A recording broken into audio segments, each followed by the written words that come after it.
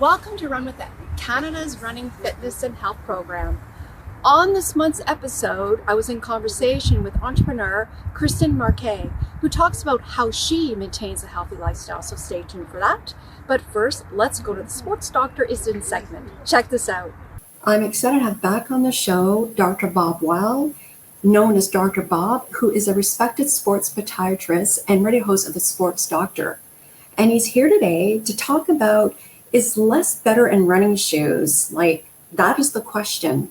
Welcome, Dr. Bob. Hey, Christine. It's always great to see you. Happy spring, everybody. Quick shout out to my radio colleague, Noah Perlis, who 75 years old. He's still running track. He was in the Penn Relays last week in Philadelphia. Bronze medal. And they're 4x100, 75-year-old sprinter. Oh. I've shown his picture a couple times with all his gold medals around his neck on the. But anyway, it's a great topic. You know, it's got to be 10 years ago already. I was writing about what about barefoot running? What about less is better? And here's my thoughts for all the runners. If you're somebody who's done well, who has not had injury problems, whether it's foot, ankles, shin splints, knees, et cetera, and you want to look at a lighter shoe, a less structured shoe, I wouldn't argue with you. As a rule, I tell runners all the time, if you got a shoe that works for you, stick with it. Because this is, you know, like cars, every year there's changes in the running shoe world, you know, like there is with car platforms and different kinds of options. So if you've got shoes that you like, you could stick with them. If you want to, again, you've got that fairly clear history and you want to try something lighter, number one, always stick with a name brand. Again, there's plenty of great name brands, whether it's New Balance, whether it's Nike, whether it's Adidas, Puma. Skechers has really come on with their podiatrist recommended arch support. I begged my friends at New Balance to jump on that. They didn't listen, and Skechers did it, podiatry certified. So the idea of the lighter shoe, just for the thought of it, the idea of it, like it's going to make a difference in your performance, is iffy. We've seen probably overall, whether it was, again, very minimal structured shoes, even sometimes barefoot running. And we always liked barefoot running. If you wanted to mix it in your training, if you were on a good golf course or on the beach, a surface you could really like. As far as routine running, it was all sorts of problems. It was a phase.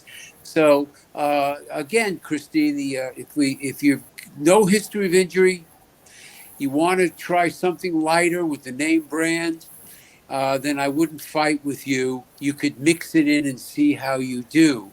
As a general rule, the answer to is lighter or less better, it's no. It's not better. It's just another option. Right. And the question I have is that the tips are, you want to go to, especially running shoe store, to get properly fitted.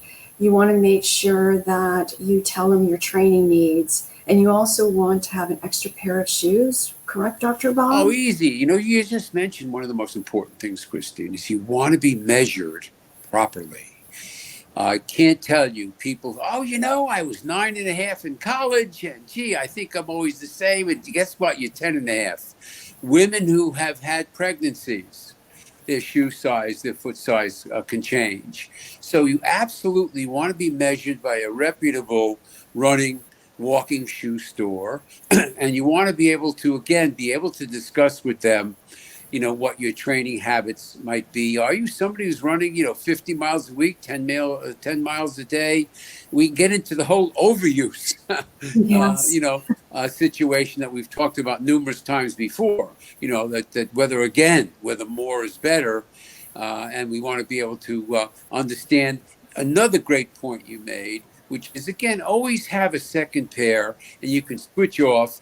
The reality is, in running shoes, if you got to change them, if you're running 4 or 5 days a week, you got to change those shoes at least a couple times a year. I don't Yes. care how good the shoes still look, or the fact that you don't have holes in the soles. The shock absorbing material of the running shoe compresses down where you have less support, especially if you're somebody who's running, 40, 50 miles a week or more. And if you're in the climates which are problematic, which is a lot of us, then again, you want to be paying attention. The upper part of the running shoe many times is also what is much more stretchable. So you might see if you're starting to lean out when you look at the back of your shoes, or you're collapsing in, change them. If you don't Mhm. have vertical heels, if you're not looking at the back of the shoe on a counter, and the fact that it's vertical and it's not collapsed one way or another, Mhm. then you want to be paying attention to that, especially if you're ordering shoes online. And Yeah. you got it's just much smarter to be fitted properly. I also tell runners another, like, hang around in the new shoes a day or two in the house. Can't Yeah. tell you, it's happened to me. I bought the shoes. Hey, they felt great in the store. And then 2 days later, I don't know, these too snug. Did I have wear your running socks with you. Get fitted later in the day. There is some slight swelling difference from morning being fitted to later in the day. So also keep that in mind. But again, for the idea that a lighter shoe is going to benefit your performance, let alone benefit you by preventing problems, which is all we care about, not the smartest thing, unless, again, you're already somebody who's been running for a while, you really know that you haven't had problems, and you want to see how that goes, then I wouldn't fight with you forever. Um, but we want to consider those also points, like you said, which is changing shoes. And again, your running shoes should be your running shoes. If you Yes. wear, and it's hard to beat running or walking shoes every day biomechanically. The best support, the best shock absorption, whether you're a grandma, whether you are an individual who's in their 30s or 40s and it's stylish, absolutely today. It's hard to beat good running shoes or walking shoes. They don't last forever. And that's the difference between a pair of shoes you might have bought years ago, and they are still structurally sound, and you don't have to trade them in all the time. The running shoes don't last forever. And if you're wearing them a lot, so the shoes you're running in should be exclusive. I would even Mhm. include walking. Same criteria. Just, the difference is much more structurally concerning when we're doing running. And, every time you're out jogging and running, you're doubling and tripling your body weight. Yes. And Dr. Bob, where can people go to get more information? My website, sportsdoctorradio.com. If they go over to radio shows, they could. We've got years worth of shows. They could find 4 or 5 shows with you. We've had you as a guest on and off for a couple of years. If they go over to newspaper articles and magazines, they can read an array of topics. And again, the sports doctor's got a big umbrella of topics, Christine, whether it's concussions, whether it's nutrition, whether it's sports psychology, all these things are called the mental game. You can find out about all of that and chime in with us. And if they've got a topic of real interest between the two of us, we'll include it, as everybody is running with it, with your great show out there in British Columbia. Thank you so much, Dr. Bob. It's great to see you with our new format here. Hopefully we did well. See you next time, everybody.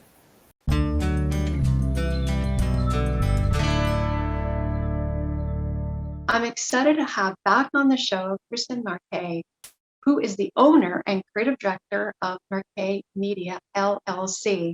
And she's also an accomplished author, publicist, and founder of Femme Founder. And she is really into fitness. And this is what we'll be talking today. How does she fit fitness into her busy lifestyle? Welcome back, Kristin. Thank you so much for having me. I'm so excited to be here. Yeah, Yeah. So, how do you do it? I mean, you wear many hats. I just, for the viewers and listeners out there who are entrepreneurs or, who want to be entrepreneur, what does it look like? Well, I start my day pretty early. I end my day pretty early. But, I usually will work out for the first hour of the day. If I have more time, I'll do something a little bit longer, but it's Monday through Friday. And then usually Saturdays, if it's nice out, my husband and I will do a longer walk. And then Sundays, I usually do endurance runs, which are usually 90 minutes to 2 hours. It depends on also the weather and, if I can get out and how many people are outside. That's the other thing. But, I just do it. There are days where I don't feel like doing it. Trust me. But I think that if I don't end up working out consistently for, a week or 2 weeks, I just kind of feel off kilter. But really it's waking up early, scheduling it in, and it helps set the tone for the rest of my day. Yeah. So it's sort of like, making your appointment with yourself, and it's to get into a healthy habit. So when you say when some days you don't feel like it, what is it that gets you out the door? It's like self-motivation, self-coercion, and a lot of the times I think it's just the anticipation of being able to go for a run or lift weights or whatever. I find the anticipation to be worse than the actual task. And, the longer you procrastinate, the worse the anticipation is going to get. So if you can not procrastinate and just get your butt in gear, it's going to be a lot easier to do, right? Yeah. So it's like, I guess, like brushing your teeth. It's like, you think of it that way, it's sort of, it'll be easier. It's like psychologically to get out there and do it. The first minutes, Oh, absolutely. But, it's sort of like when I was saying you're wearing many hats, like, is there a time of day that you prefer? I know you say mornings, you like to do your runs, but say like you're on a deadline, would you run like in the afternoon, or would you do something else? Like, would you do like weights instead, or, would you change it up? That's a really good question. If I have a deadline, then I will move my run or my workout to the afternoon or evening. But I generally try and get longer deadlines. Yeah. I'm not really, I don't do well when I have a ton of things that I have to get done in a very short amount of time. So I like to try and plan out my schedule of my day and give me enough of a buffer where I can get everything done.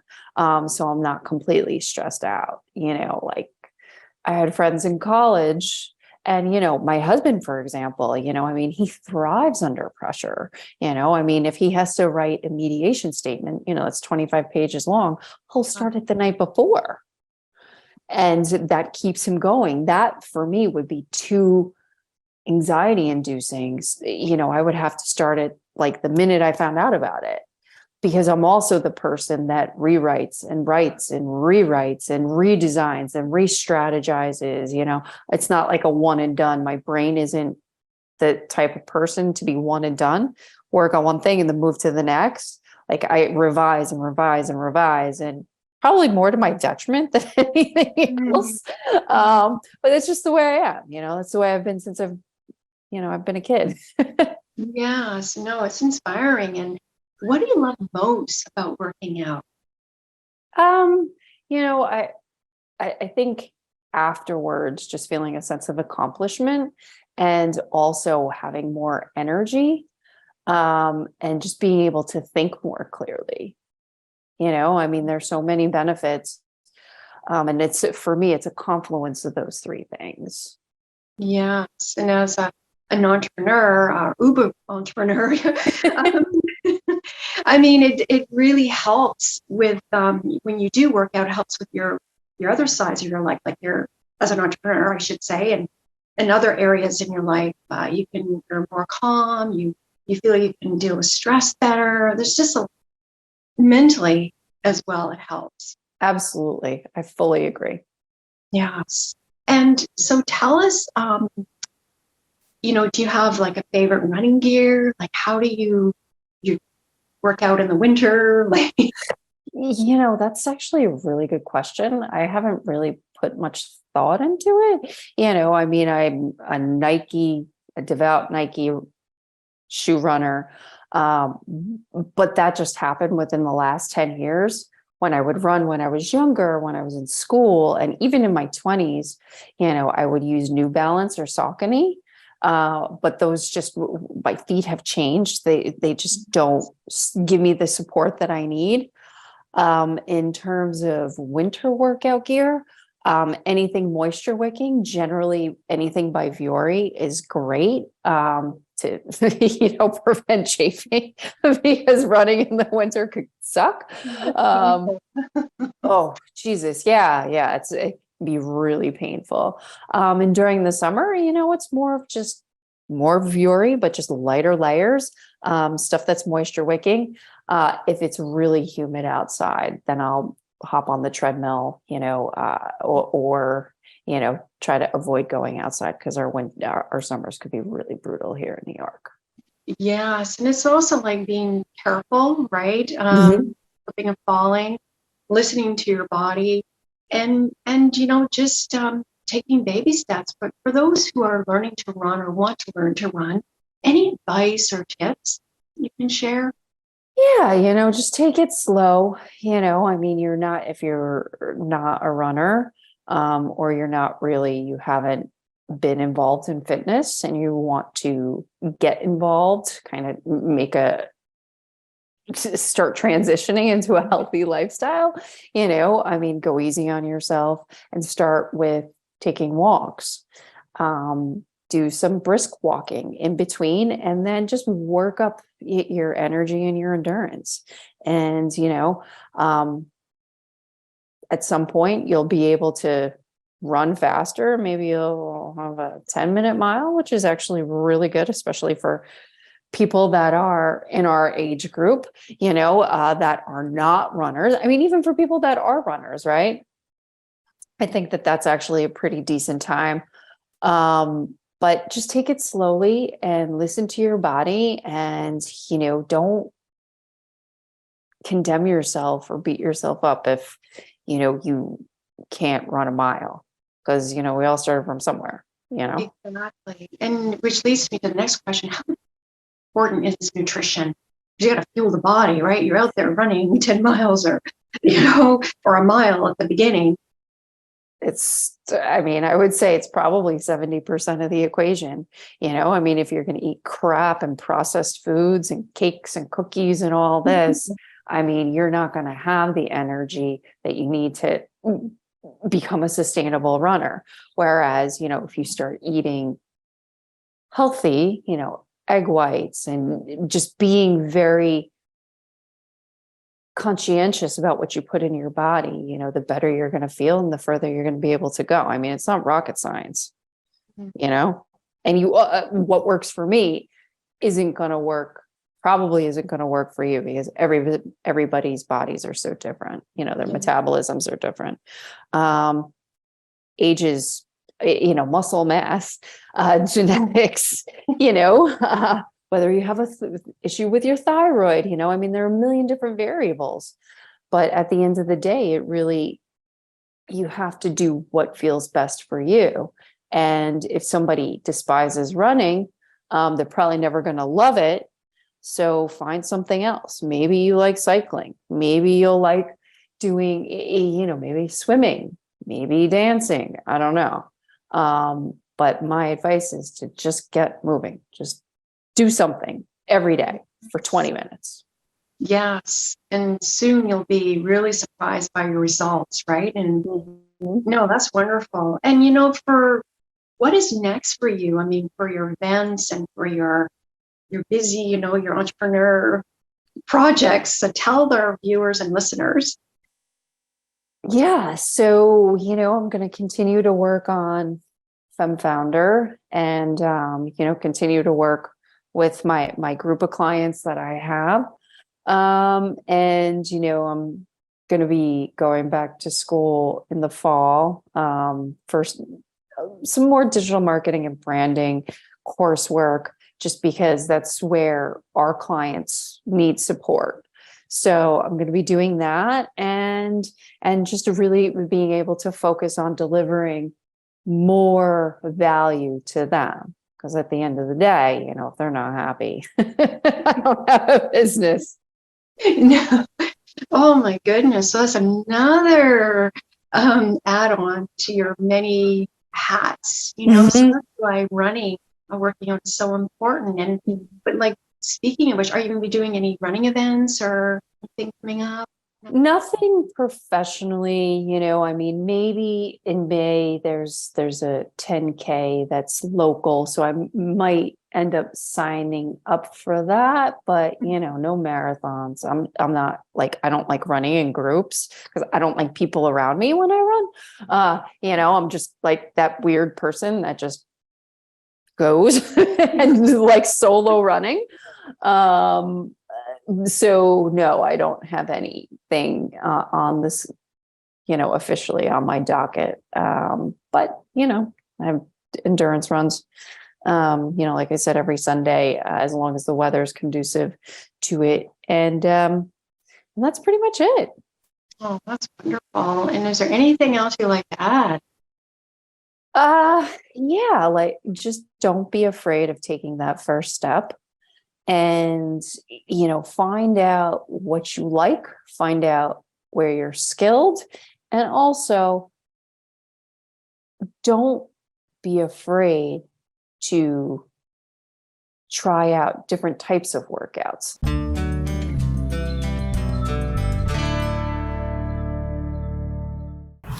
Thanks for watching. If you have a question or comment about today's episode, go to our website, which is runwithit.ca. Until next time, run with it. Run With It is sponsored by Mallory's Fashion Network, the Rio Theater, and Craft Hair Academy.